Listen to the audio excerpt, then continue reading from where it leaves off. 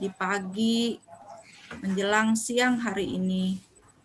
Allah izinkan kita semua bersilaturahmi walau masih via online. Salawat beriring salam semoga tetap tercurahkan kepada Nabi Muhammad Sallallahu Alaihi Wasallam. Bapak Ibu sekalian, hari ini sengaja saya ambil sebuah tema melalui sebuah proses yang tangguh, lahirkan 1 juta ulama besar. Saya kasihan, terkadang ibu-ibu melihat ada salah satu anak yang berhasil. Kemudian ibu bandingkan anak yang berhasil itu dengan anak ibu. Yang ibu bandingkan hanyalah hasil di antara keduanya. Ibu tidak pernah melihat, tidak pernah tahu proses apa yang dilalui sehingga keberhasilan itu bisa menghampiri anak tersebut dan orang tuanya. Saya kasih contoh, misalnya, ada anak, dia punya kelainan. Ya, ada anak punya kelainan. Kelainan apa misalnya? Dia buta. Tapi dia hafal Al-Quran. Ibu berdecak kagum. Wah, luar biasa anak itu. Masya Allah. Lihat yang di TV. Perhatiin yang di TV. Buta aja bisa baca Quran. Kamu kok melek gak bisa? Nah, itu kan. Akhirnya kita mempunyai pandangan miring terhadap anak kita. Nah, kita tidak pernah tahu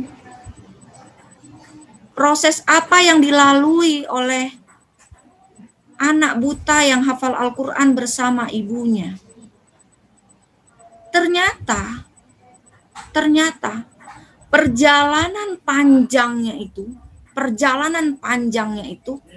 penuh berliku dan berkelok. Tidak langsung dia hafal Al-Quran 30 juz dengan kondisi butanya. Ada waktunya pasti. Ketika ibunya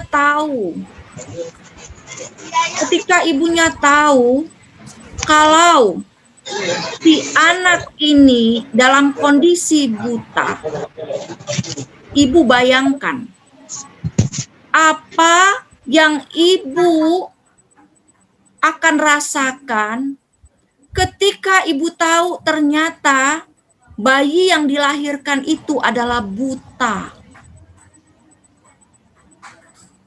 Atau apa yang akan menghampiri perasaan ibu ketika bayi yang dilahirkan itu tidak bisa mendengar dan akan berdampak kepada tidak bisa bicara. Itu sebuah proses.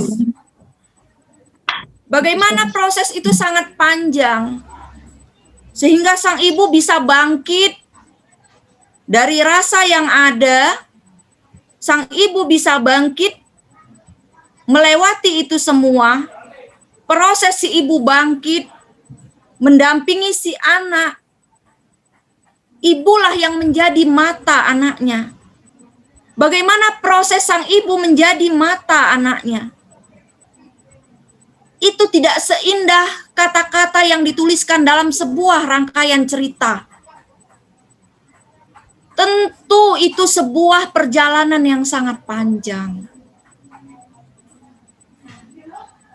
Nah, untuk itulah pada kesempatan ini kita akan sharing bersama untuk menjadikan anak ulama besar, tentu akan melalui sebuah perjalanan yang sangat panjang. Tentu perjalanannya tidak hanya lurus. Nak, sholat, ya mak.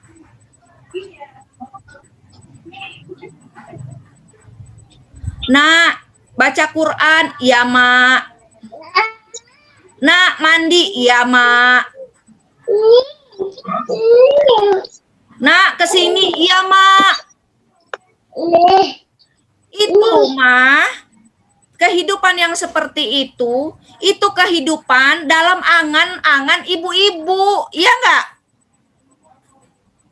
Ada nggak anak itu apa dibilang ibunya itu nggak ada kata enggaknya. Untuk mencapai kepada situ aja ada proses, ya nggak? Ada proses, nggak mau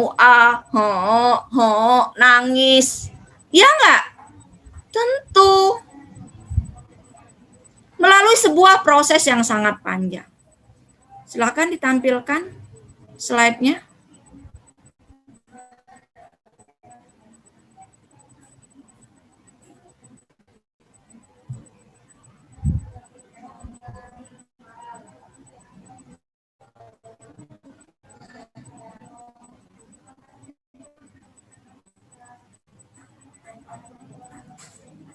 Jadi ketika ibu-ibu nanti di balik sebuah kesuksesan itu ada sebuah proses yang mengeluarkan banyak air mata sehingga ibu-ibu tidak mudah untuk berhenti berjuang menghadapi bagaimanapun kondisi anak kita. Filosofi ibu yang punya bayi itu sejatinya diteruskan. Bau dicium, harum dicium. Maaf,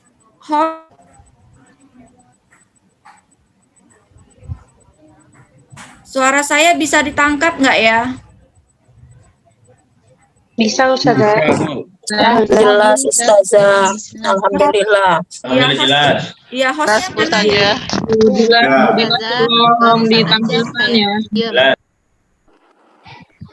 Assalamualaikum, host. Apakah dalam proses?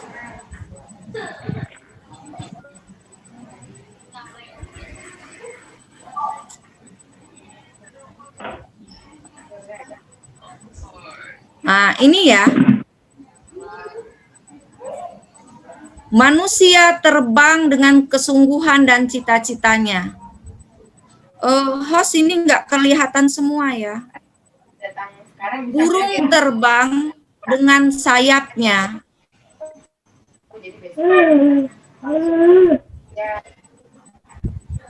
Jadi kita sebagai orang tua, ya kita sebagai orang tua itu sejatinya punya cita-cita besar. Kita sudah punya cita-cita besar, yaitu lahirkan 1 juta ulama besar. Ibu, ini yang nyoret-nyoret di mana ya? Apa di layar saya aja ya? Apa di layar ibu-ibu juga ya? Ini ada yang mainin biasanya. Iya, Bu. Sama. Di layar juga ya. Host, Mungkin ada anak-anak yang ini main. Di stop dulu aja, Bu Dila. hostnya agak aktif ya komunikasinya ya. Jadi Bu Nur tahu kondisi. Sekolah aja. Oh, sekolah aja. Isi nama. Iya. Ya. Jadi manusia itu dia akan punya semangat, akan bisa melakukan sesuatu yang luar biasa. Kalau dia mempunyai cita-cita yang besar dan mempunyai kesungguhan untuk meraihnya. Dengan otomatis dia akan bisa terbang kalau dia punya cita-cita besar dan kesungguhan. Sebagaimana laksana burung, Dengan sayapnya, cukup dengan dia kepakkan sayapnya, dia sudah bisa terbang.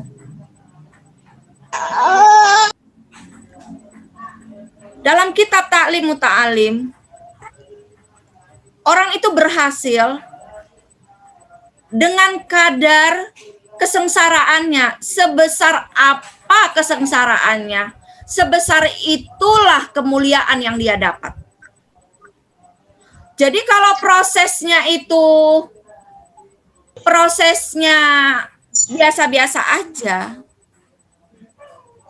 itu tidak akan mencapai sebuah keberhasilan yang luar biasa.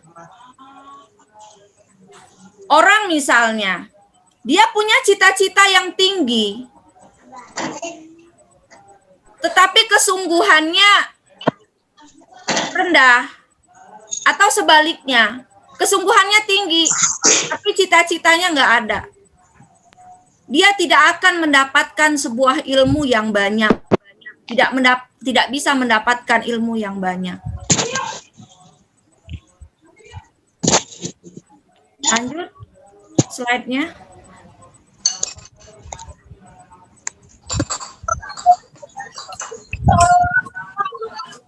Coba diperhatikan ya, kira-kira ini sumbernya mana ya yang coret-coret. Tadi ada beberapa yang coret-coret Ustazah. Iya, Ustazah Afwan, tapi sudah Ana taruh di waiting room yang mencoret-coret. Oke. Kepribadian anak itu ditentukan oleh bagaimana proses yang dilaluinya bersama orang tua. Anak taat tumbuh di tengah ketaatan orang tua. Jadi begini, misalnya ibu lihat tuh kepribadian anak ibu, ya. Ibu tidak suka dengan kepribadiannya. Maka yang ibu harus lebih dahulu diislah, diperbaiki adalah ketaatan dari orang tua. Karena ketaatan anak itu tumbuh di tengah ketaatan orang tua. Apalagi anak TK dan anak SD. Banyak hal dalam tumbuh kembangnya itu dia kebutuhannya dipenuhi oleh orang tua. Bagaimana anak makan? Dipenuhi orang tua. Apa yang dimakan itu disiapkan orang tua.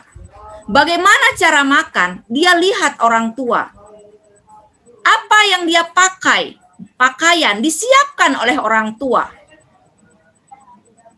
Kualitasnya, bentuk pakaiannya.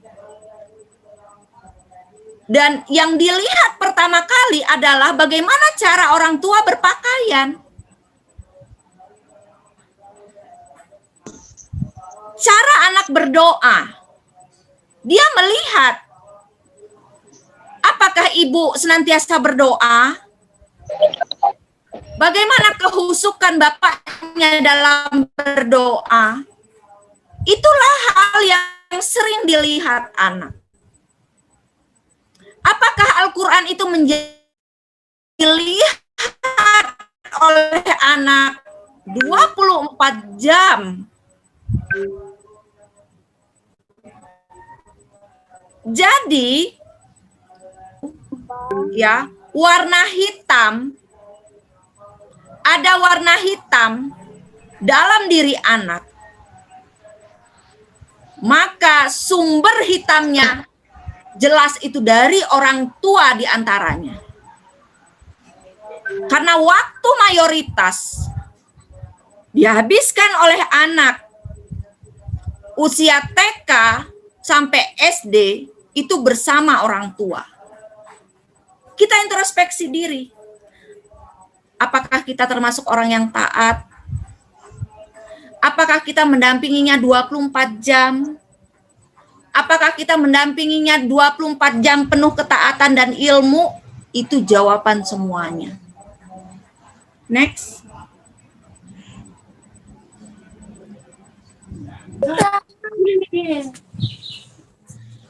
Ingin anak soleh. Bagaimana caranya? Dulu contoh ini. Misalnya ngelihat ada anak. Anak itu ke masjid terus ya. Soleh-soleha banget ya anak ibu ya. Gitu. Jangan sebatas hanya mengagumi itu saja.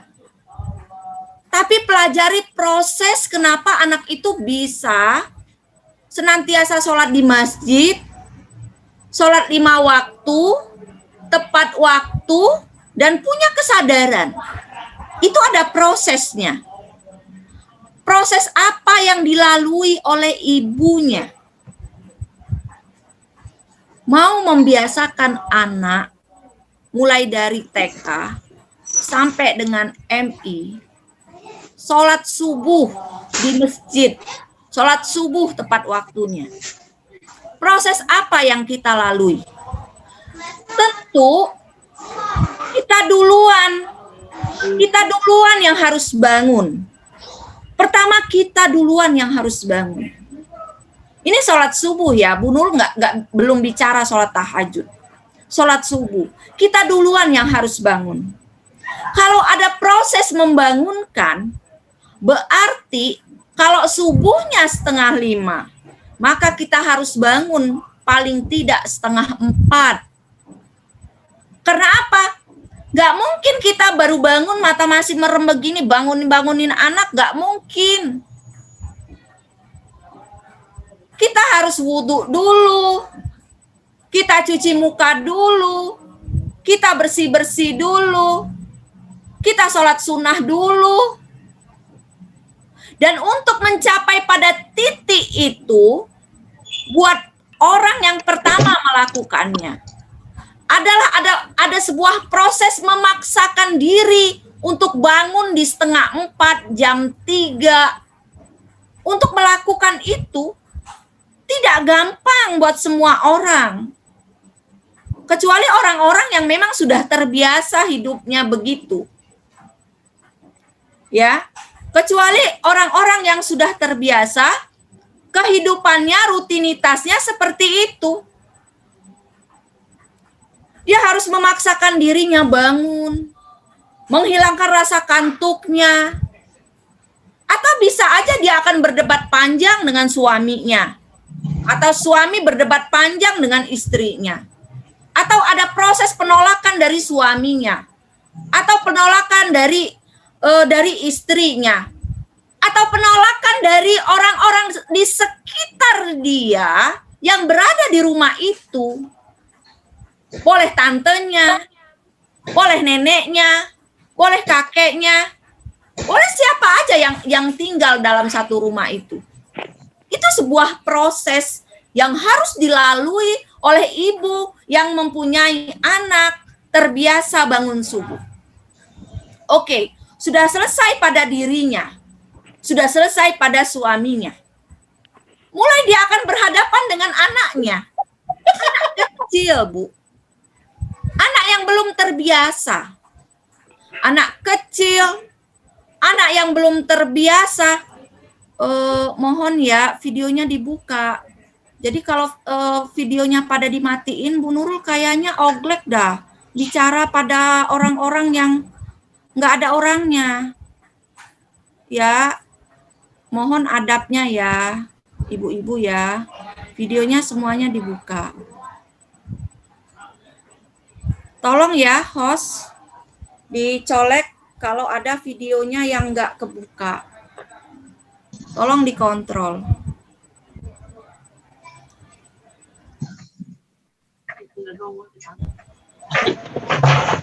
Atau ibu-ibu yang belum siap belajar, ya izin aja, bisa izin.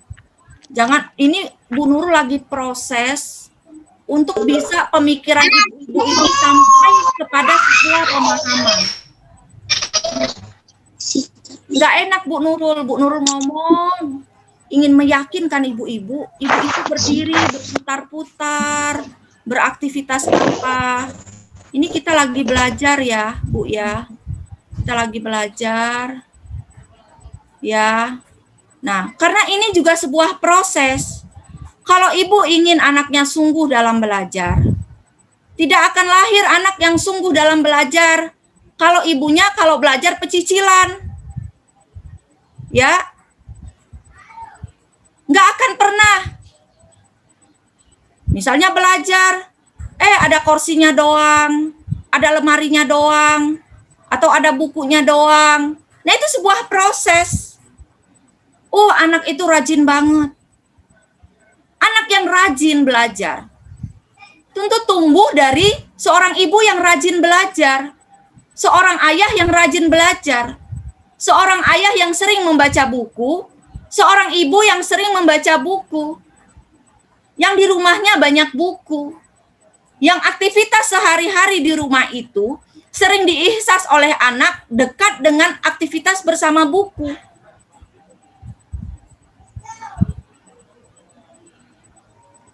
Nah, ya, Bu Nurul lanjutkan. Tadi Bu Nurul contohin sholat. Sekarang setelah kita terkondisi, ya, kita akan menghadapi lagi nih anak, berproses bersama anak. Bagaimana anak? Anak TK, anak MI kelas 1, atau bahkan kelas 2. Ya, itu pertama kali betul ibu akan mulai membiasakan dia bangun subuh tepat waktu berangkat ke masjid. Kira-kira apa respon dari mereka? Menangis. Mulai dari menangis merengek sampai dengan kejer. Mulai dari diem aja nggak ada respon. Nggak ada respon, diem aja kayak tidurnya pules banget. Sampai dengan nangis yang meraung-raung. Itu pasti melalui sebuah proses itu. Itu proses apa yang harus ibu itu lakukan sampai pada waktunya, sampai sampai batas, nak bangun.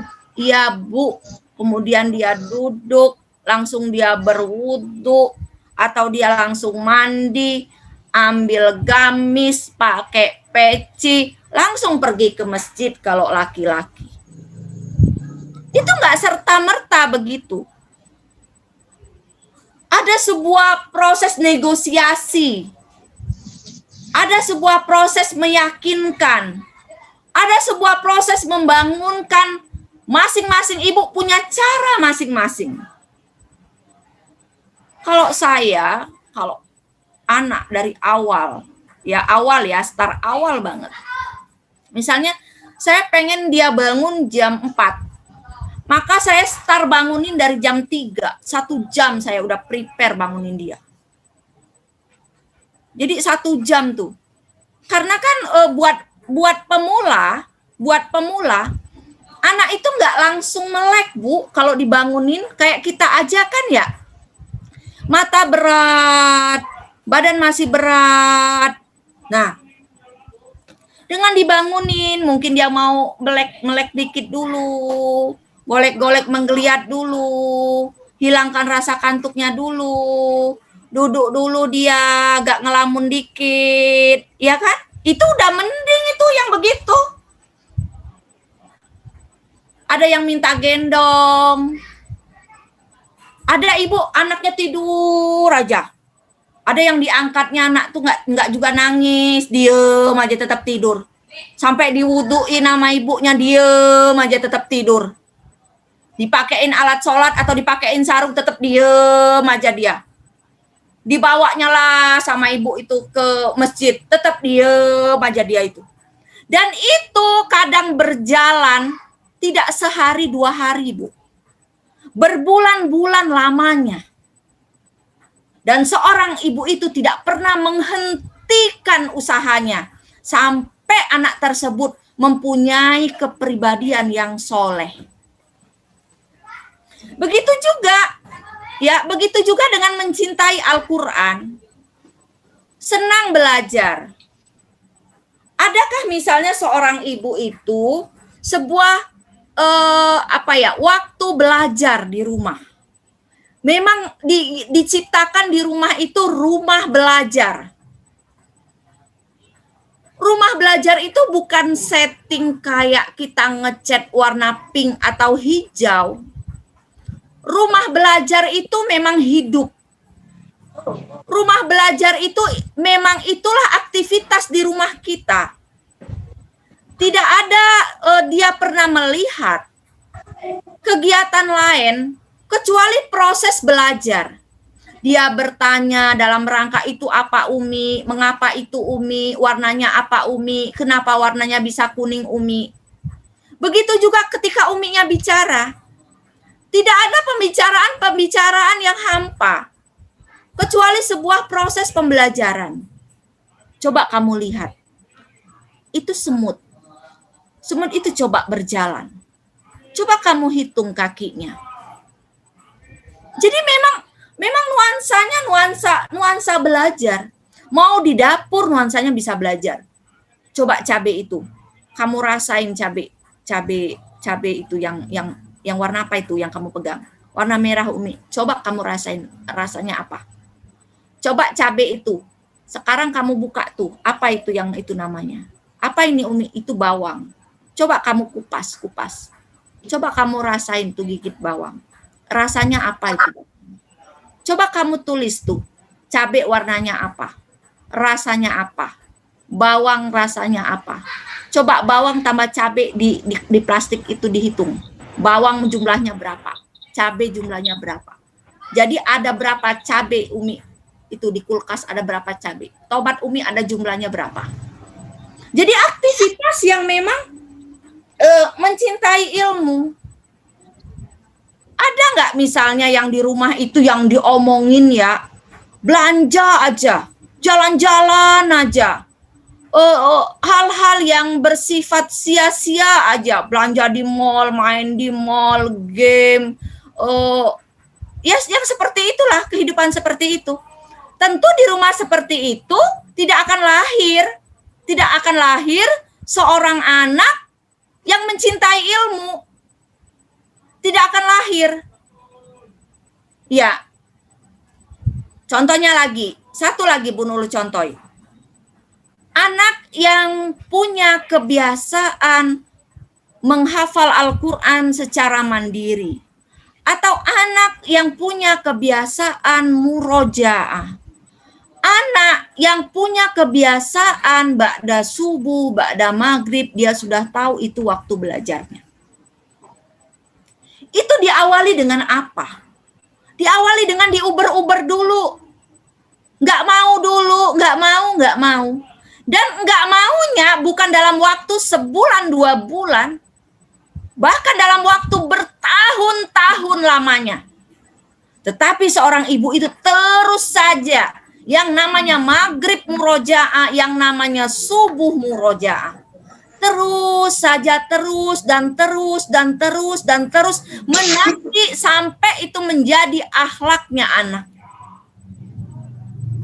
Itu sebuah proses yang harus dilalui. Mungkin ibu dalam sebuah proses melihat, oh anak itu nurut banget sama emaknya. Ya, patuh banget sama emaknya. Ditanya, Bu, anak ibu patuh banget, senyum-senyum aja ibu itu. Senyum aja. Iya, alhamdulillah. Itu kan yang tampak, Bu. Yang nggak tampak. Mungkin pernah menangis.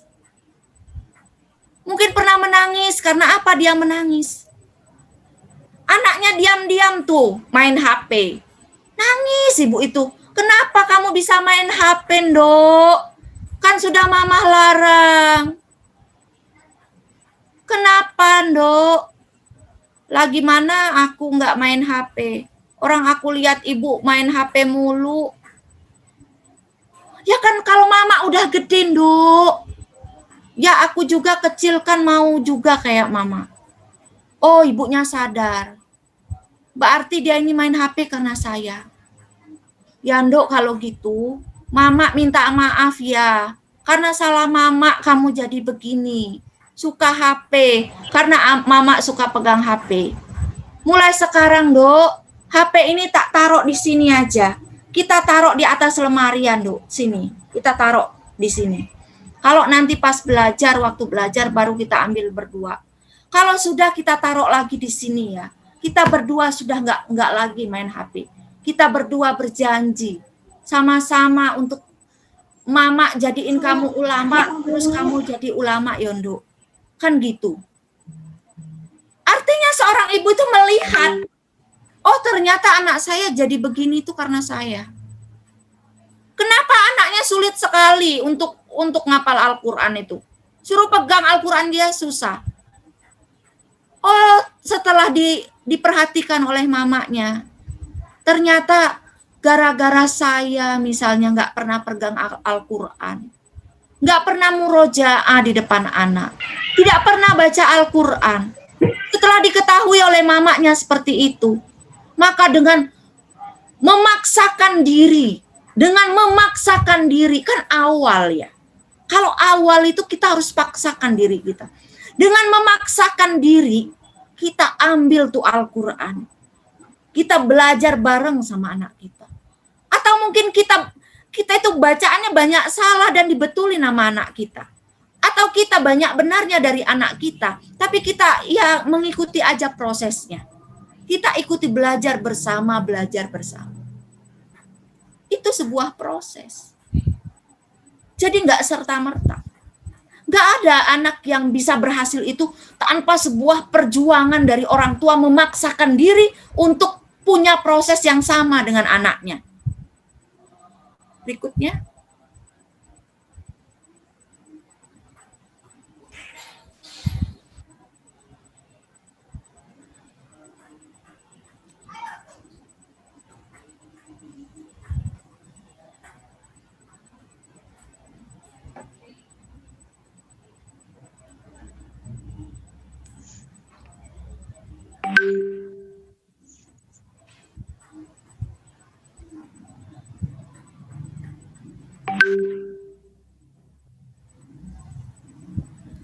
Moderator, slide selanjutnya.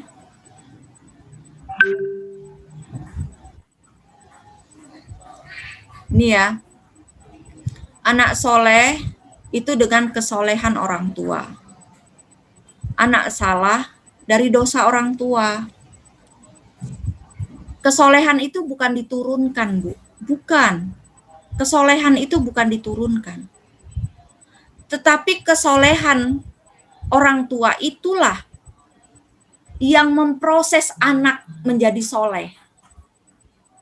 Orang yang soleh, soleha, tentu dia mempunyai kata-kata yang baik, kebiasaan yang baik, sudah terbiasa sholat wajib, sudah terbiasa sholat sunnah, sudah terbiasa menjalankan syariat Allah. Maka semenjak anak itu dalam kandungan ibunya, dia sudah merasakan kesolehan-kesolehan itu. Bagaimana detak jantung orang soleha, ibu yang soleha, itu dirasakan oleh anak. Bagaimana cara mengunyah seorang ibu itu, dirasakan oleh anak dalam kandungannya. Bagaimana ketika anak itu akan dikeluarkan oleh ibunya.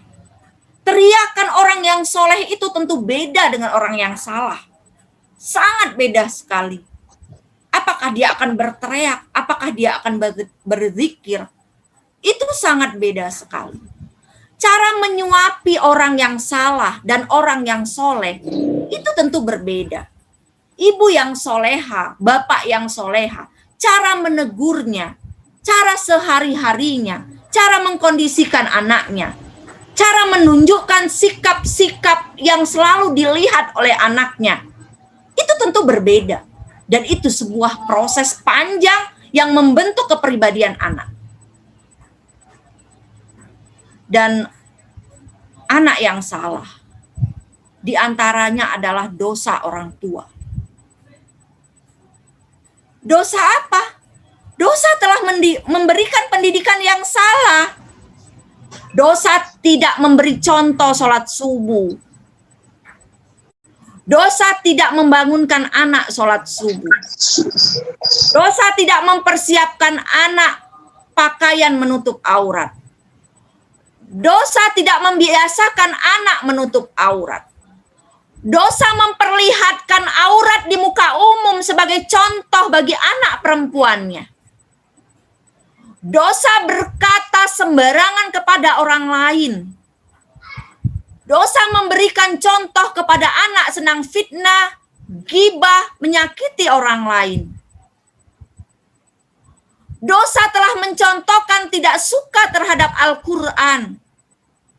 Dosa telah memberi contoh senang untuk nonton-nonton sesuatu yang maksiat. Dosa karena telah membiasakan anak dengan mengkondisikan anak untuk hidup tidak sesuai dengan syariat. Itu dosa orang tua. Jadi ketika anak kita salah, maka awalan yang harus disalahkan itu adalah diri orang tua sebagai sumber utama, walaupun ada sumber yang lain. Tapi sumber utama itulah yang harus dibenahi terlebih dahulu. Karena sumber utama itu adalah sumber yang paling dekat. Selanjutnya.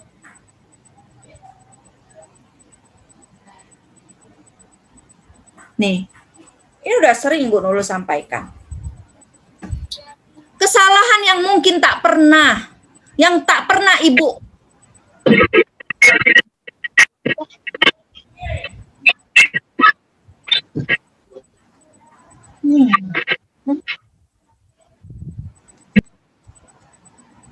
sama, misalnya kebiasaan. Ustazah, Ana pamit duluan ya karena ada urusan. Itu sebuah proses. Sebuah proses yang membersamai anaknya untuk tholabul ilmi. Masa murid meninggalkan gurunya? Itu sebuah contoh. Orang tua memberikan contoh kepada anaknya. Maaf Ustazah, ada tamu. Ana tutup dulu. Itu sebuah contoh. Bagaimana kesungguhan orang tua dalam tholabul ilmi. Toh acara ini adalah acara yang sudah direncanakan jauh-jauh hari. Itu sebuah proses. Kembali lagi ke hereditas. Ya. Hereditas ini terkadang kita tanpa sengaja telah menurunkan keburukan kepada anak kita karena ketidakpahaman kita. Karena sifat itu pun diturunkan oleh generasi sebelum kita. Misalnya, ya, saya contohkan misalnya. Temperamen. Ya, temperamen. Susah untuk mengkondisikan emosinya. Misalnya gitu ya. Atau yang lainnya. Atau misalnya begini. Ketika bersatunya antara sperma dan ovum, itu prosesnya halal apa enggak? Sesuai dengan syariat apa enggak? Penuh ketaatan apa pemberontakan? Ketika itu ditanamkan dalam rahim, itu penuh ketaatan. Rahim orang yang taat apa rahim orang yang berbuat maksiat? Ketika bayi itu akan dikeluarkan, itu penuh dengan zikrullah atau sebuah penyesalan. Nah itu proses hereditas yang diturunkan. Kalau bicara tentang pertemuan ovum dan sperma, itu bicara nanti jadi otak, jadi hati, jadi mata, jadi telinga. Yang itu semua alat untuk menangkap. Itu semua bukan karya ibu guru, bukan, tapi karya orang tua. Itu pertama. Yang kedua, lingkungan. Orang tua juga. Orang tua juga lingkungan utama dan pertama anak. Tadi udah Bu Nurul jelaskan. Orang tua yang terdekat, orang tua yang paling utama memenuhi kebutuhan anak. Orang tua yang paling sering dilihat anak. Orang tualah yang menjadi figur bagi anak.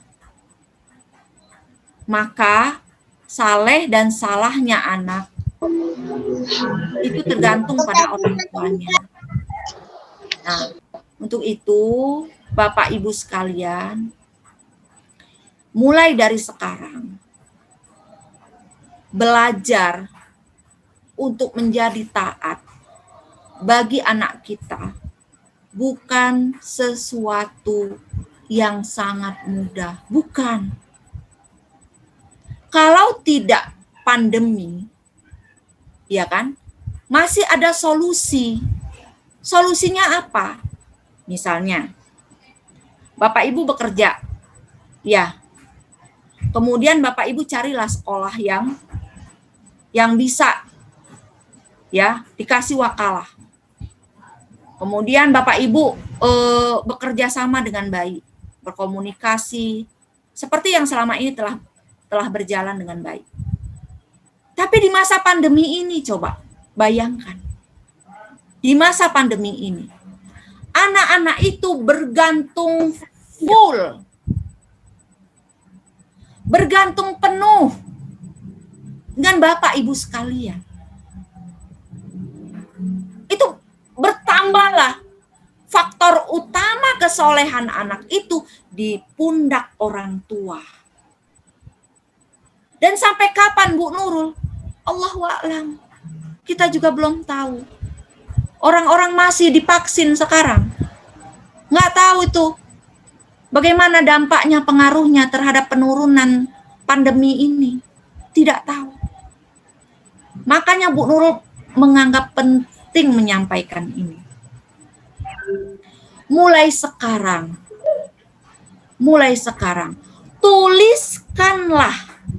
tuliskanlah cita-cita besar Bapak Ibu sekalian terhadap anak ini apa. Tempelkan di dinding. Yang kedua, tuliskan indikator, misalnya dia jadi ulama itu dia bisa apa. Dia taat sama Allah, misalnya gitu ya. Indikator ketaatannya itu apa? Tulis di sana. Punya kesadaran sholat 5 waktu. Punya kesadaran berbakti pada orang tua. Punya kesadaran apa? Terus ditulis itu. Hafal Al-Quran misalnya berapa juz. Terus apa lagi? Setiap usaha, keinginan tadi, sholat 5 waktu, punya kesadaran sholat 5 waktu. Terus apa yang harus Ibu lakukan biar dia itu bisa sholat 5 waktu? Tulis apa? Tulis dulu lah di buku, ditulis.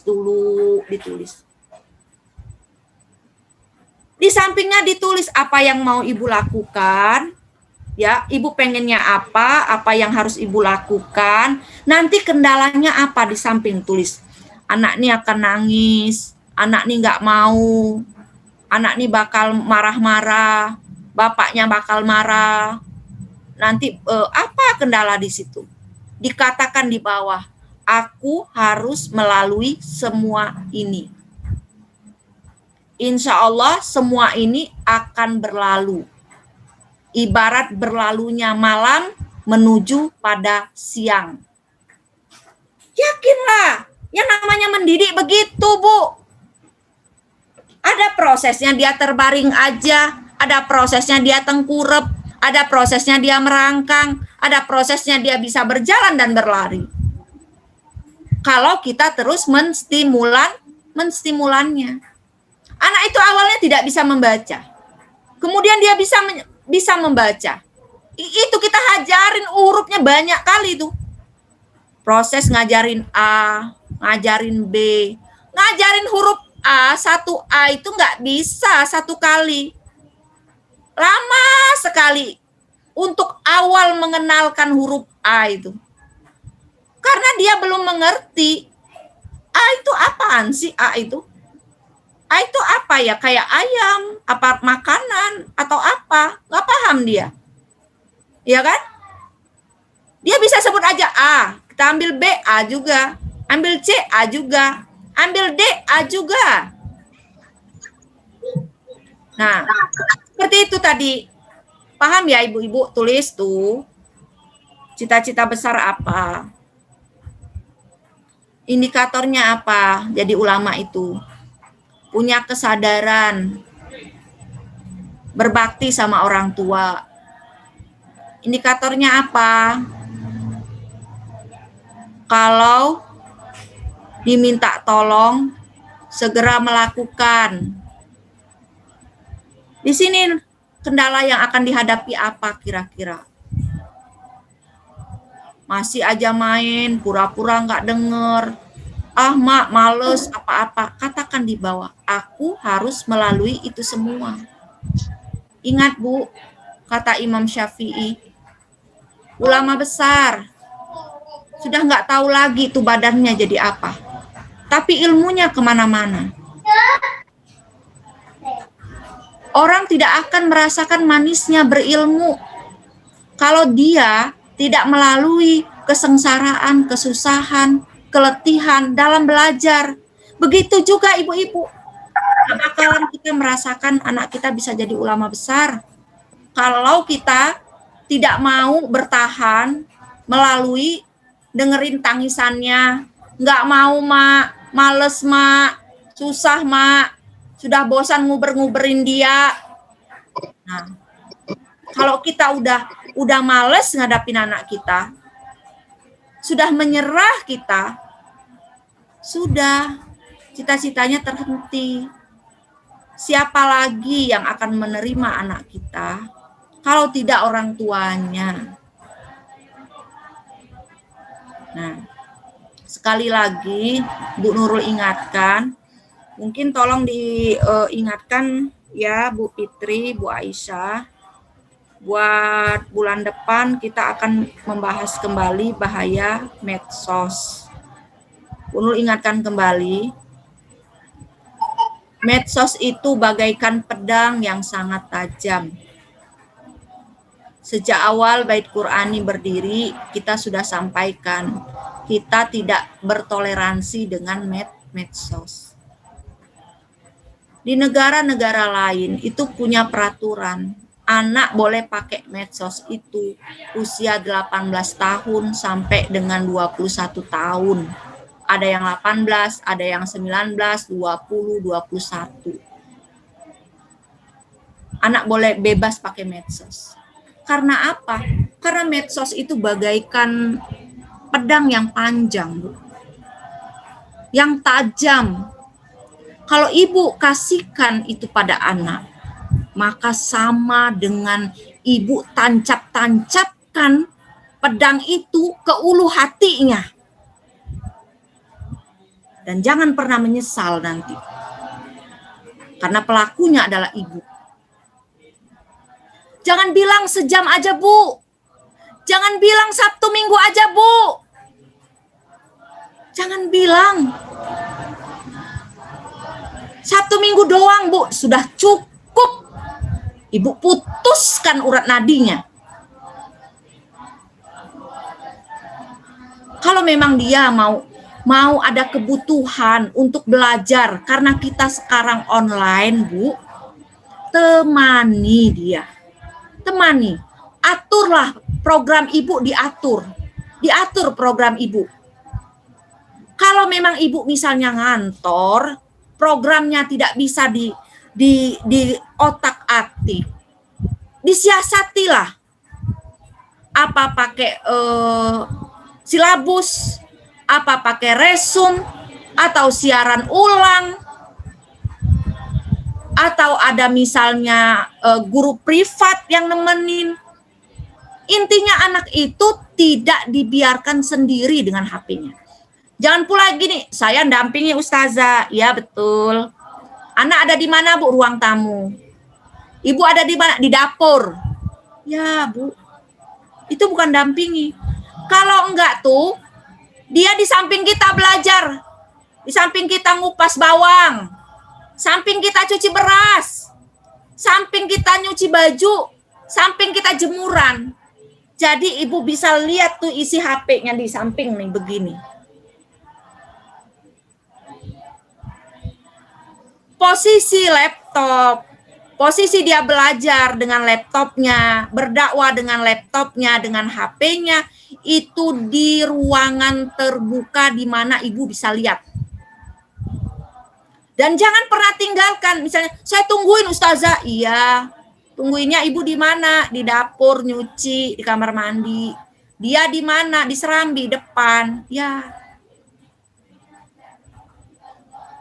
Ya Bu, berhati-hati sekali.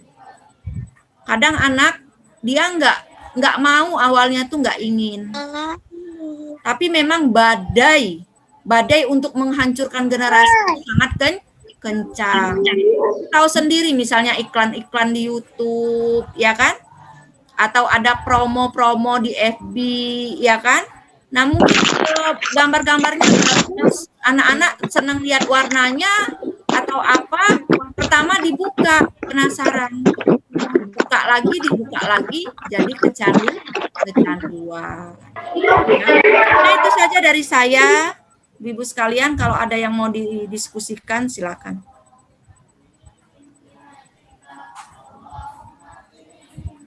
Ya, tadi alhamdulillah ya tadi sudah disampaikan materi oleh Ustazah Dr. Nurul Hikmah MA. Bagi Bunda dan Ayah di sini yang ingin bertanya, dipersilahkan untuk mengetikkan di kolom chat atau dengan raise your hand. Jadi kita bisa mengaktifkan mikrofonnya. Silahkan pertanyaannya, jangan lupa untuk mencantumkan nama. Kalau misalkan ada pertanyaannya itu terkait Ananda, boleh dengan menyebutkan kelasnya. Karena ini RA dan MI ya, jadi lumayan berbeda-beda. Jadi silahkan disebutkan. Silahkan untuk bertanya di kolom chat, boleh. Atau dengan raise your hand. Nah, ini sudah ada pertanyaan yang masuk, Ustazah, langsung saya bacakan saja ya. Ya. Assalamualaikum Ustazah, ini Bunda Luban ingin bertanya. Pertanyaan saya, bagaimana cara marah kepada anak marah saya sesuai dengan syariat Allah? Mohon bimbingannya Ustazah, karena sebagai guru dadakan tentunya harus banyak ilmu dan sabar. Mohon maaf Ustazah, video saya tutup karena sambil didampingi suami lagi sakit. Alhamdulillah tetap mengikuti mawa dari awal hingga selesai. Ya, jadi bagaimana cara marah gitu ya? Bahasanya itu kita bukan marah. Oh iya. Dijelaskan kepada anak. Ibu kasih tahu ya kamu. Nih, tadi kamu ngelakuin apa? Itu marah tuh. Itu udah intens marah tuh. Kamu tadi ngelakuin apa? Dia sebut tuh. Terus apa yang kamu lakukan itu? Boleh apa enggak? Kadang dia bilang boleh, karena belum paham. Dari jawabannya itulah kita masuk, menjelaskan. Karena anak itu salah, tadi saya bilang, yang pertama, kita jangan langsung ke anaknya. Paham enggak? Kita jangan langsung menyalahkan anaknya. Bisa jadi kitanya yang salah. Misalnya gini. Ini HP, ya. Kita lihat tuh anak kita memang orangnya rada-rada, ya kan? Terus yang kedua HP main geletak aja. Nggak dikunci, nggak diapa. Iya nggak? Nah, kemudian dia buka HP. Dia buka macem-macem. Di HP siapa dia buka? HP kita kan? Kalau HP itu nggak ada, dia bisa nggak buka HP? Buka macem-macem. Bisa nggak? Nggak bisa. Berarti yang salah utama siapa tuh? Yang perlu dimarahin? Kita dulu. Jadi kita beristighfar dulu, ya Allah. Ternyata itu salah saya, ya Allah. Jangan sampai terjadi lagi. Betul, minta maaf sama Allah. Bertaubat sama Allah. Dan tidak pernah lagi taruh HP sembarangan. Baru kita ngomong ke anak. Nak, maaf ya. ibu taruh HP sembarangan. Sehingga kamu pakai HP ibu. Kamu buka apa aja, apa yang kamu buka. Beda kan? Beda nggak dia? Ruhnya beda kan? Beda dia. Lihat anak kita itu. Misalnya dia teriak-teriak, oh gitu. Kita introspeksi diri dah. Kita mulai dari pertaubatan kita dulu, baru kita kasih tahu ke anak kita. Itu yang kamu lihat dari ibu suka teriak-teriak, itu nggak benar, salah. Kita sama-sama nanti berdua nggak teriak-teriak lagi. Gitu. Misalnya nih, anak kita nggak mau sholat berjamaah, nggak mau dia ke masjid, tuh susah banget sama bapaknya. Ternyata kita lihat kitanya nggak mau ke masjid, kitanya nggak mau sholat berjamaah.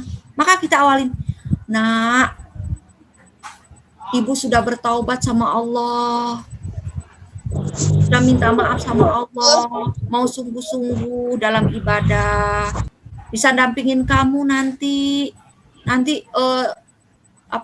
tegur ibu, ajak ibu, kita sama-sama ya ke masjid sama-sama ya. Kalau ibu lupa ingetin ya nak ya. Kamu nggak mau apa? Bawa ibu ke surga. Kita sama-sama berdakwah ya nak ya. Begitu Bu. Ya. Jadi kalau anak salah itu kita lihat dulu tuh. Jadi kita berubahnya bareng-bareng.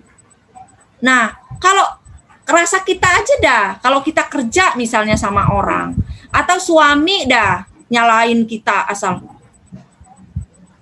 Situ tuh, kenapa ini nggak diberesin? Pasti kan kita nyolot jadinya. Lah anak siapa situ? Orang saya sudah beresin, anak situ yang, ya kan? Sama. Hati kita sama hati anak itu sama. Sama-sama nggak mau disalahkan. Maka cara bahasa kita, tadi di awal Bu Nur sudah bilang, ketika ada kesalahan anak, maka kita bertaubat dulu sama Allah. Ini tuh kenapa, ada apa dia nggak mau. Oh dia kalau ngapalnya lama banget. Mungkin karena kita pengulangannya yang kurang lama. Kita pengen 3 kali ngulangin, sudah hafal. Sementara kemampuan anak kita harus 20, 40, 60 kali. Ya kan? Nah, terus ngapalnya lagi, misalnya kelas buku Fajar, hampir setengah halaman, emaknya udah kayak bisulan aja. Duh, nggak selesai ini. Nggak selesai. Aduh, udah nak ya, sampai sini aja nak ya. Nah, nggak bisa itu. Kadang kan, Bu, kalau kita itu jauh dari Quran, sementara anak kita jusnya nambah terus, itu beban hafalannya semakin berat nggak?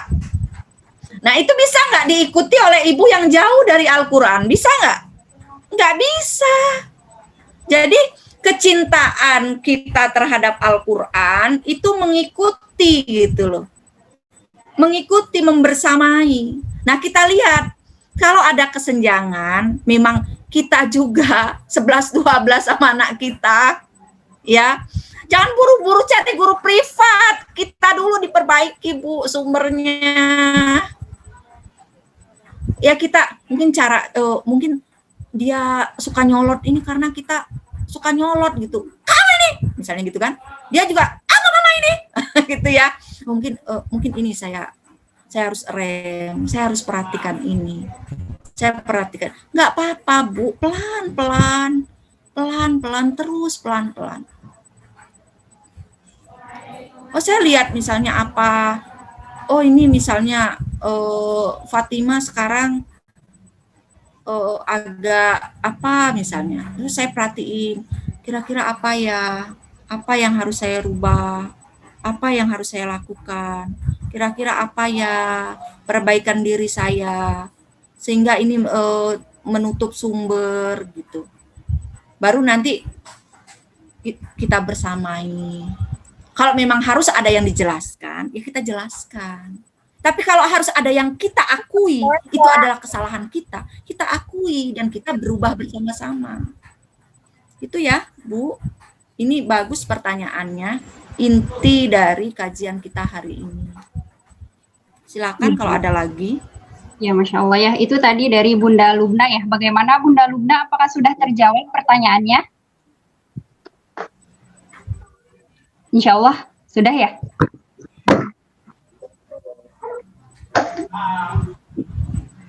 Itu ibunya Naisha tuh angkat tangan mau tanya ya kayaknya. Bunda Naisha.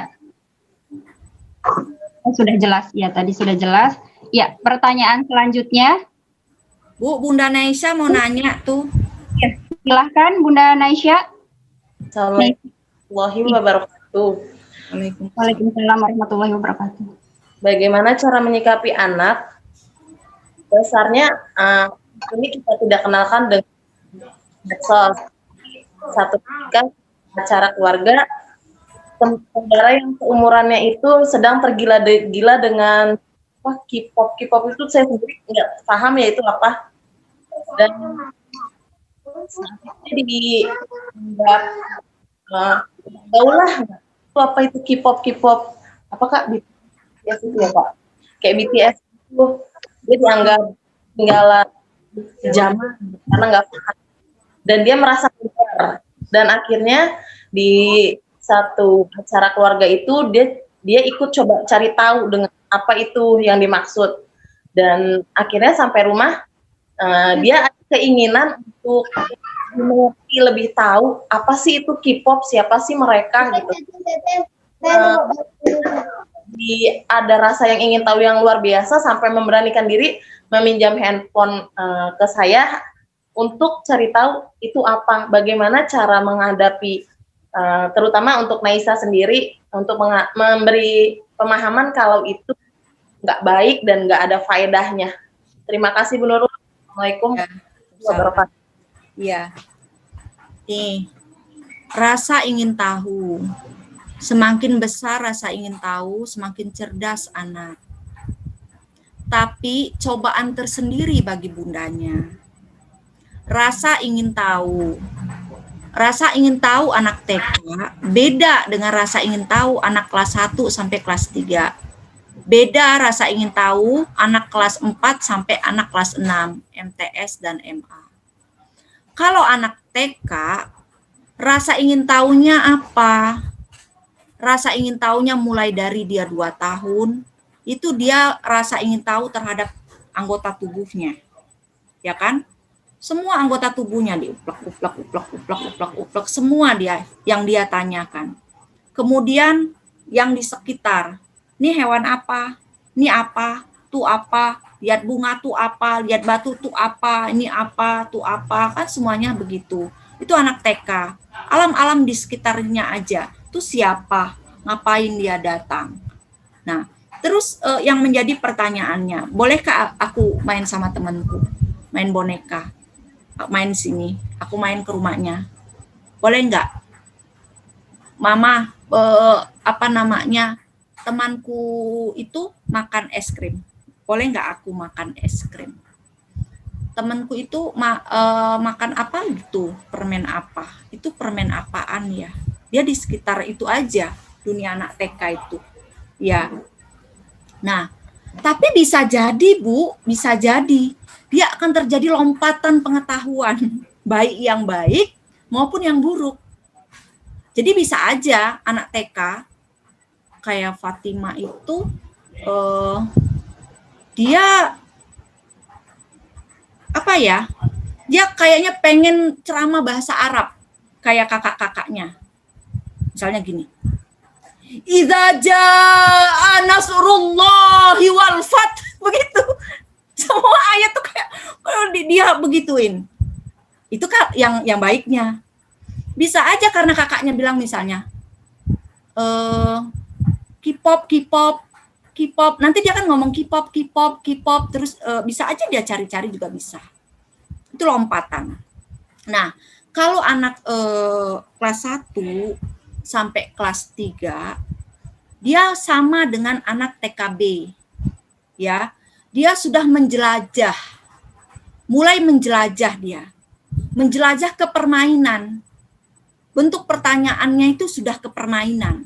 Misalnya, kalau anak dulu tuh main, gimana ya cari rotan buat main hula hoop, bagaimana ya caranya nernak ikan cupang, bagaimana ya misalnya kita main masak-masakan, itu kan anak dulu ya, anak dulu. Terus merangkai karet ya, merangkai karet. Nah, itu bisa digantikan dengan permainan sekarang game. Anak-anak mulai tuh pertanyaannya adalah, tadi filmnya apa ya? Apa Power Rangers, apa-apa. Mulailah cerita anak kelas 1 sampai 3 kan di sekitar Power Rangers, SpongeBob, dan macem-macem itu pertanyaannya. Itu juga di dalamnya ada mulai tuh, sudah ada kekerasan, ada pendangkalan akidah, ada sudah semi-semi tata cara pergaulan yang tidak benar, ya. Nah, itu menarik bagi dia. Dia belum menarik tuh hal-hal yang dalam tanda kutip belum menarik. Kalau intensnya masih agak kurang, tapi kalau sudah kenceng juga, mereka akan terjadi lompatan juga. Nah, kalau anak kelas 4 sampai 6, ini udah bisa jadi puber awal, ya, baligh awal, bisa jadi baligh awal. Kelas 4 itu usianya berapa ya? 9 enggak ya? 7, 8, 9, 10 ya? 10. Kalau dalam psikologi barat itu kan puber sudah. Kelas 9 itu puber awal, kelas 4 usia 9 tahun itu dia sudah puber awal sampai usia 15 tahun, ya. Nah, bisa saja di dalam Islam dia sudah baligh awal. Artinya dia kalau puber awal atau baligh awal, dia kan sudah ada dorongan tuh terhadap lawan jenis ya. Nah, dia mulai dia memang nggak diapa-apain juga ada, Bu. Dorongan itu ada, pengen cantik gitu loh, pengen cantik, kamu cantik, dia mulai bisa tuh memuji, mama cantik gitu, mama mukanya bersih banget dah, mukaku kok nggak bersih ya, mukaku sekarang bersih mama, bagaimana itu biar mukaku bersih, biar kulitku bersih gimana? Itu sudah pembicaraan kelas 4, 5, 6. Ini rambutku pengen pakai poni. Aku pengennya kalau di kerudung itu pengen ada daleman yang begini. Itu sudah fitrahnya yang perlu diarahkan. Makanya pertanyaannya tadi ya, dia sudah lebih cepat connect dia kalau ada orang yang akan bicara di sekitar tadi, ya, di sekitar dorongan seks tadi, dorongan terhadap diri sendiri dan lawan jenis tadi, dia akan lebih cepat nyantolnya. Udah paham ya, Ibu ya? Nah, kalau begitu, ketika anak ini akan berinteraksi, ya, maka Ibu pastikan dulu kondisi lingkungan tempat tujuannya itu aman. Aman dari apa? Aman dari tata cara pergaulan yang tidak benar. Nah, misalnya kita akan bertandang ke keluarga. Kita pasti udah tahu dong siapa adik kita, siapa anak adik kita, siapa paman kita, siapa anak paman kita, siapa tante-tante dari atau om-om dari anak kita sudah tahu karakternya. Nah, kalau kita sudah tahu karakternya, ini kan usia genting ya, usia genting. Kita perlu mendampingi anak itu, tidak dilepas. Jadi kita ikuti, dia selalu bersama kita. Kalau sudah apalagi gencar, ya, mereka buka medsos yang bisa menawarkan hal-hal negatif sama anak kita. Nah, itu kita harus dampingi. Terus sebelumnya kita sudah kasih maklumat ke anak, sebelum-sebelumnya sudah kasih maklumat bagaimana tata cara pergaulan, aurat itu apa, boleh nggak ngelihat aurat orang lain, boleh nggak menampakkan aurat, bagaimana cara menutup aurat, itu sudah kita sampaikan semua ke anak kita sebelum masa dia kelas 4 itu, materi itu sudah tersampaikan, anak TK juga sudah tersampaikan. Sehingga ketika kita nyampaikan di kelas 4, kita sampaikan, nanti Dek, Kakak, Teteh, atau siapa, mau ke rumah tante itu, kan anaknya nanti suka main HP. Nah, di dalam HP nanti banyak orang-orang yang membuka aurat, mengajarkan pergaulan yang tidak benar. Nah, jadi kakak lebih baik kita tujuannya kemana nih? Mau lihat nenek, kita berinteraksinya ke nenek aja. Kalau kebutuhan sama nenek udah selesai, ya sudah kita pulang. Nah, bisa disampaikan begitu. Nah, kalau sudah terlanjur nih tahu ya, terlanjur tahu bagaimana. Jadi ketika usia anak sudah bisa bicara, Bu, anak sudah bisa bicara, itulah pentingnya ya kebiasaan bercerita, berkisah bersama anak. Itu penting. Jadi kalau saya sempatkan dalam sehari itu ada waktu saya bercerita. Saya ceritakan buku cerita atau apa. Semuanya, semua anak saya rata saya begitu. Untuk apa? Terjalin sebuah keterbukaan. Jadi dia biasa menyampaikan apapun yang dia temui sama kita. Ya kan? Jadi ada komunikasi yang terbuka antara kita dan dia. Nah, nanti ketika misalnya ada kasuistik ini kan dia nanya, "Mah, K-pop itu apa? Ini apa?" Nah, kita jelaskan. Itu orang nggak soleh. Itu orang-orang non-muslim. Dia buka aurat. Dia mengajarkan menggerakkan aurat. Dia mengajak remaja untuk tidak terikat dengan hukum Allah. Jadi dia bertolak belakang dengan dakwah kita. Nah, kita jelaskan begitu pelan-pelan. Nah, kita lihat tuh sampai sejauh mana pengaruhnya. Maka kita dampingi, ya, kita perhatikan aktivitasnya. HP kita jangan sampai tergeletak. Kita harus juga sampaikan, sekarang banyak sekali upaya orang-orang kafir itu untuk mengajak kaum muslimin sesuatu yang tidak baik. Dan kita tawarkan sesuatu yang membanggakan bagi dia, apa yang anak ibu senang. Misalnya senang memasak dia, fasilitasi sampai bikin makanan, kue, apa, fasilitasi dia, karena memang usia 4 sampai 6 tahun itu dia berusaha mencari jati diri ya. Nah, padahal di dalam Islam ketika balik itu jati dirinya udah jelas. Nah, jadi kita sudah sejak awal anak itu punya kegiatan positif. Misalnya, anak kita apa sih? Oh, dia nih Neisa kan pinter ngaji ya, suaranya bagus, sering utusan bait Qur'ani lomba. Nah, ibu bisa rekam, videokan dia, ya kan? Bisa nanti ibu pasang di status, ibu masukkan ke Facebook, nanti minta lagi dia surah apa, minta lagi dia surah apa, minta dia ceramah, minta dia apa. Nah, sibuklah nanti dia di situ. Jadi dia mempunyai kebanggaan tandingan gitu loh. Nah, kalau misalnya sepupu-sepupunya kan bilang K-pop, kalau dia enggak, kalau saya mau bikin video ini surah An-Naba, saya mau bikin video surah Al-Muluk, saya mau bikin video misalnya ceramah vlog tentang ini, saya mau bikin misalnya tutorial es campur, saya pengen bikin tutorial karya apa. Jadi anak punya kebanggaan. Saya gini, baru tadi kalau nggak salah kemarin apa subuh tadi lupa. Oh, kemarin Imam bilang begini.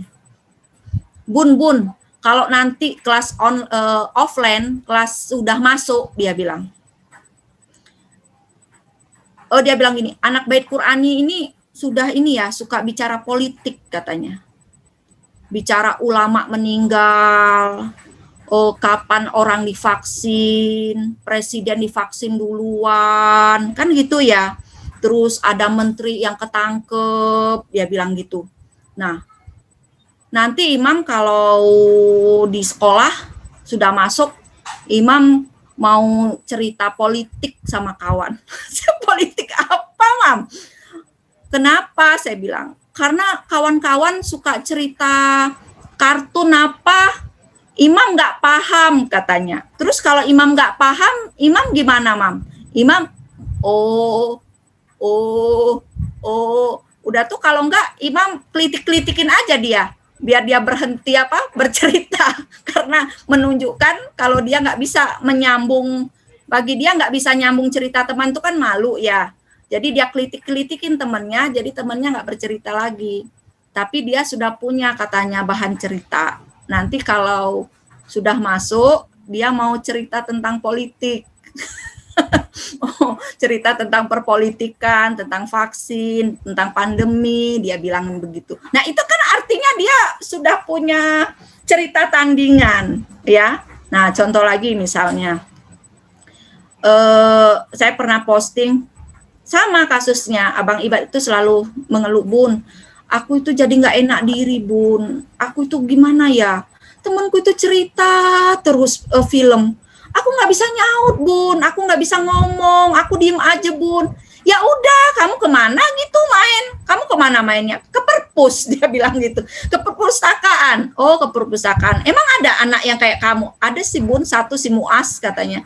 Oh ya udah, berarti sama kalian. Sama. Nah, pada satu hari temennya cerita lah ya. Cerita tentang Persija sama apa gitu. Persija lawan apa. Terus Persija berantem. Nah, saking dia pengen nyautin, pengen diterima oleh temennya ya, tapi enggak dalam konteks kartun. Dia bilang gini, oh itu Persija ya, sama tuh kayak Nabi Muhammad dulu terjadi juga tuh perang antara Nabi Muhammad dengan orang kafir, seperti perang Badar, perang Uhud. Jadi kayaknya kalau dia bilang, kayaknya nggak nyambung banget ya. Nah, nggak apa-apa, artinya tadi ya Ibu, Bapak sekalian, tetap saja anak-anak usia 4 sampai 6 tahun itu kita tawarkan ya sebuah keilmuan, sebuah keterampilan, sebuah permainan yang sesuai dengan syariat sehingga dia bisa mewarnai teman-temannya. Dia mempunyai kebanggaan loh. Ya, temennya tadi yang salah punya kebanggaan dengan K-popnya. Anak kita dia punya kebanggaan dengan apanya? Dengan Al-Qur'annya. Dia punya kebanggaan dengan apa? Dengan dakwahnya. Dia punya kebanggaan dengan apa? Dengan Rasulullah. Dia punya kebanggaan dengan apa? Dengan Nabi Muhammad, sahabatnya. Ya, tabiin, tabiut tabiin, orang-orang soleh, aktivitas orang-orang soleh. Nah, itulah jadi kebanggaan anak kita. Ketika anak kita tidak punya kebanggaan, maka dia akan ikut orang lain. Gitu. Itu kali ya, Bu. Ya, Masya Allah itu tadi ya. Dari memang anak-anak itu rasa ingin tahunya sangat luar biasa. Dan tadi jawabannya sangat luar biasa juga dari Ustazah Nurul. Bagaimana Bunda Naisha? Semoga terjawab ya. Ini ada, ya masih ada beberapa pertanyaan di chat. Saya baca dari urutan yang atas dulu. Ya. Afwan mau bertanya Ustazah, bagaimana cara bagaimana step-step perbaikannya jika ortu salah, jika orang tua salah, dan Ustazah Ananda tidak bisa saya dampingi PJJ karena saya megang adiknya. Adiknya suka mengganggu proses belajar. Jadi ini bagaimana step perbaikan jika ortu salah, jika orang tua salah. Seperti itu, Ustazah. Iya, kalau ortu salah ya langsung diperbaiki. Misalnya ortu malas, jangan malas lagi. Ya kan? Misalnya ortu malas sholat sunnah, ya jangan malas sholat sunnah lagi. Ortu salahnya nggak suka baca Quran, ya jangan malas baca Quran lagi, baca Quran terus. Ortu suka teriak-teriak, berlatih diri untuk tidak teriak-teriak. Ortu salah karena bangunnya juga kesiangan, ya jangan bangun kesiangan lagi. dan bertaubat kepada Allah, mohon ampun kepada Allah, beristighfar terus, mengakui itu adalah kesalahan kita. Saya tidak bisa mendampingi anak karena adiknya kecil, Bu. Tetap didampingi. Kalau dia ngerecokin abangnya, ya, itu adalah proses pembelajaran juga buat abangnya. Ibu bisa aja pengalihan anak yang kecil. Nah, itu dikondisikan dulu, ya, bermain dengan mainannya, abangnya dengan kondisi pembelajarannya. Jangan dipilih salah satu. Kalau anak itu jangan dipilih salah satu. Coba disiasati, dia bisa berjalan keduanya. Secara bersamaan bisa berjalan keduanya. Apa kalau adiknya bisa digendong, ya ibu mendampinginya sambil digendong. Atau ibu siapkan dulu permainan adik-adiknya di samping, sembari ibu mengkondisikan jadi kiri, kanan, begitu, Bu. Mungkin ibu aja belum terlatih. Nah, jadi ibu itu harus terlatih dan anak dilatih untuk ngantri. Misalnya gini, ketika kita ke anak yang kecil, nanti kan yang ini, aku gini, sabar dulu ya, gantian ya nak ya. Aku yang ini, iya sabar ya, ini dulu. Terus saja kita berproses saja, udah selesai ini, baru kesini narik. Ntar nak ya, ini dulu nak ya. Terus ini kakak, tapi ini nih apa jawabannya, ini apa, Ya sabar dulu ya, gantian ini dulu ya, ini dulu, sabar nak ya. Kan cuman mulutnya satu, matanya dua, nanti dulu nak ya, di sini baru ini nanti narik. Itu sebuah proses. Jadi nanti dia terbiasa dengan menanti giliran. Ya, menanti giliran. Ada anak itu sama sekali nggak bisa, dia nunggu ibunya sekejap aja udah nggak mau lagi dia belajar. Itu karena ibunya melihat satu kali aja udah patah arang ibunya, udah nggak mau lagi dampingi anaknya sekali jalan, itu nggak mau lagi. Tetapi beda dengan ibu yang terus bertahan mendampingi semuanya. Jadi anaknya melingkar, kali anaknya 6. Kayak ibunya Filza kali ya. Tuh kalau udah di videonya. Nah, ibunya Filza aja bisa tuh ya, bebareng gitu kayaknya. Saya lihat biar barengan videonya, kayaknya dijadiin satu tuh sama dia. Mungkin satu kali ngambil video dia untuk 4 anak. Atau buat 5 anak dia. Nah, itu teknis-teknis seperti itu jangan pernah menyerah. Ya jangan, saya punya anak kecil, saya nggak bisa dampingi kakaknya gitu. Terus gitu. Jadi anak kita juga terkondisi, biasa berbagi perhatian, biasa menunggu ibunya, biasa menghargai kalau ada kakaknya yang belajar. Dan mungkin kakaknya udah biasa aja kalau adiknya teriak-teriak, kakaknya udah biasa aja, nggak terpengaruh lagi. Ya mungkin sebulan, 2 bulan, 3 bulan masih tuh nggak bisa belajar kalau adiknya teriak, malah beranteman. Nggak apa-apa, itu proses. Ya, proses itu harus dilalui, jangan berhenti. Itu kata kunci dari kajian kita. Ya, tuh Bu. Iya, baik. Ya, ini masih ada lagi pertanyaan. Sebentar.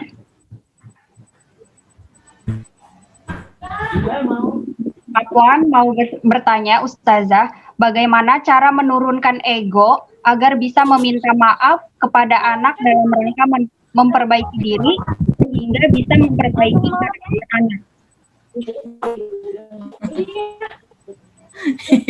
Menurunkan ego.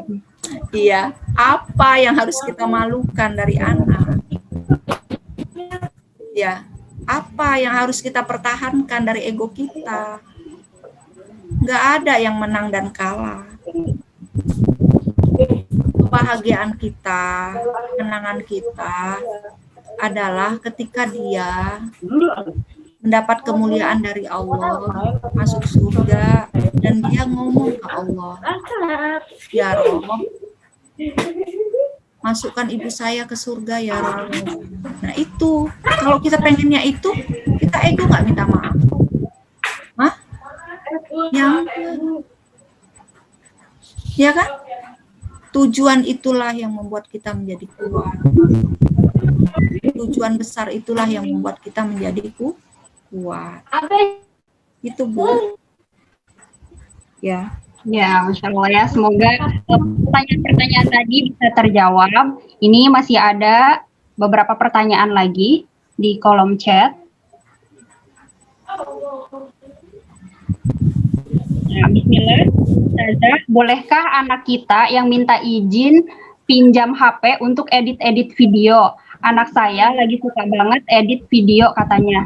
Aku mau jadi editor kecil. Teman-temannya sepermainan pada suka nantang edit video dari aplikasi. Terima kasih. Ya, apa kebutuhan dia edit video? Kalau dia edit video cuman memenuhi tantangan teman, sekarang usianya baru SD, itu tantangannya. Tapi nanti kalau dia terbiasa memenuhi tantangan teman, maka tantangannya lebih dari itu. Kamu udah setting belum? Kalau belum setting, belum gaul. Setting dong. Nah, gimana Bu? Nah, jadi tujuannya itu harus jelas. HP itu untuk dakwah dan belajar. Gak lebih dari itu. Itu ya. Jadi kalau udah tantangan edit video gitu, itu khawatir tantangannya sekarang begitu. Nanti kalau usianya kian meningkat, tingkatan tantangannya juga beda bobotnya. Apalagi nanti jangkauan pertemanannya sudah semakin jauh. Tingkat tantangannya juga semakin jauh. Nanti bisa aja tantangannya. Kalau kamu memang cantik, coba buka baju kamu. Jangan-jangan kamu kurapan. Nah, gimana kalau udah tantangannya kayak gitu? Dia sudah terbiasa tuh, nggak mau kalah sama temen. Bahaya nggak tuh? Bahaya, ya. Nah, jadi diperhatikan. Udah kata kuncinya itu.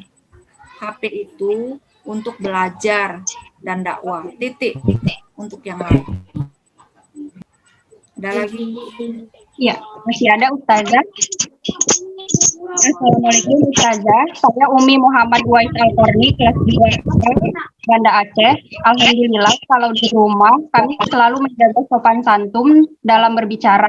Tetapi kalau anak kami keluar main, pulangnya ada aja bahasa kasar yang dia praktekkan sama adiknya. Gimana cara menghadapi keadaan seperti ini? Apa harus saya larang anak keluar rumah? Yang pertama, Ibu sampaikan kepada anak tata cara bicara yang baik. Terus mengapa dia harus bicara yang baik? Itu penting. Karena setiap omongan itu akan dicatat oleh malaikat. Omongan yang buruk bisa membawa kita ke neraka. Nah, itu disampaikan, dikuatkan dulu. Itu pertama. Kalau sekali dia main, kita ingatkan lagi. 2 kali dia main, dia bawa lagi omongan itu. 3 kali dia main, dia bawa lagi omongan itu. Kita udah nasihati dia. Berarti anak ibu belum kuat. Sebaiknya fasilitasi dia bermain di rumah dan kuatkan dulu akidahnya. Ya, kuatkan dulu akidahnya, kuatkan dulu syariahnya. Kalau memang anak kita belum kuat akidah wa syariahnya, jangan dilepas. Berhati-hati ibu yang bekerja di luar, ya, yang dari pagi sampai sore. Kalau lihat tuh anak belum punya kemandirian akidah wa syariah, janganlah tinggal. sama pembantu apa sama apa, bahaya, membahayakan anak. Ya. Oke, itu Ustazah. Mm-mm. Ini masih ada satu pertanyaan lagi, pertanyaan terakhir ya karena waktunya Ya. juga terbatas di sini. Bismillahirrahmanirrahim. Assalamualaikum warahmatullahi wabarakatuh. Ustazah, Afwan, saya Umu Armani dari kelas 4 Kuta BSD. Yang ingin saya tanyakan, bagaimana meyakinkan diri kita bahwa kita mampu menjadikan anak kita menjadi ulama besar. Karena kadang ada perasaan itu tidak mungkin dengan kadar ilmu yang kami punya masih jauh, serta kami sebagai orang tuanya juga masih harus banyak belajar dan banyak sekali kendalanya. Kadang dengan anak kita mau murojaah dan jiadah serta sholat wajib 5 waktu tanpa kita suruh dan sudah istiqomah sholat saja, sudah merasa bersyukur sekali. Dan satu lagi, bagaimana menurut pandangan Bu Ustazah Nurul tentang vaksin COVID? Apa kita harus ikut divaksin juga? Ya, Bu, kalau saya yang akan melahirkan 1 juta ulama dan beserta guru, sungguh tak mungkin. Tapi yang akan melahirkan 1 juta ulama besar itu adalah Allah.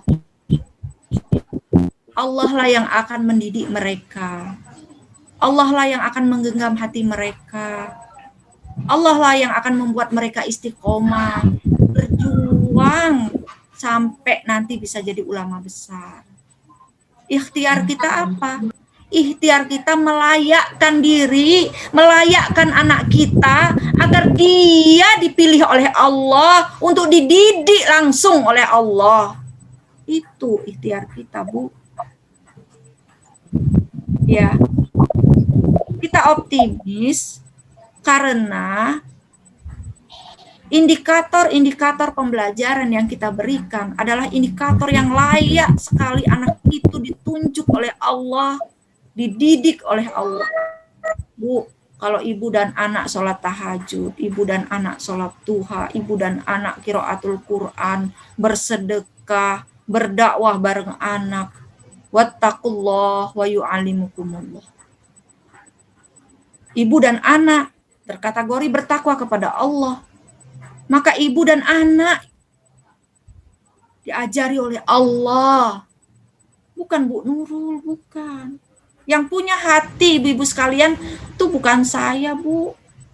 Kata-kata saya nggak bisa menembus hati ibu-ibu. Orang bisa aja ibu-ibu ngacir kemana, saya ngomong sendirian di sini.